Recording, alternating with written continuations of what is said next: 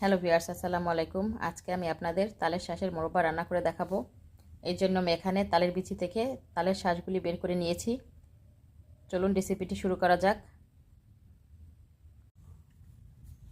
এখন আমি একটা কড়ার মধ্যে হাফ লিটার দুধ নিয়ে নিয়েছি। এখন আমি দুধের মধ্যে পরিমাণ মতো চিনি দিয়ে দিচ্ছি। চিনিটা যার যার টেস্ট অনুযায়ী দিবেন।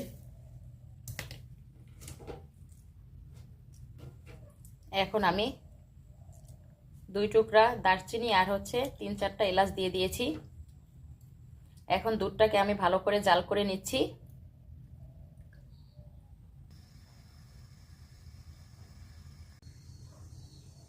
দুধটা যখন ভালোভাবে ফুটে উঠবে তখন আমি তালের শাঁসগুলি দিয়ে দিচ্ছি।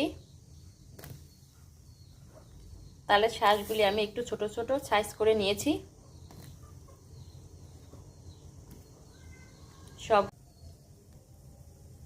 সবগুলি তালের শাঁস আমি দিয়ে দিয়েছি। এখন আমি তালের শাঁসটা ভালোভাবে রান্না করে নিচ্ছি।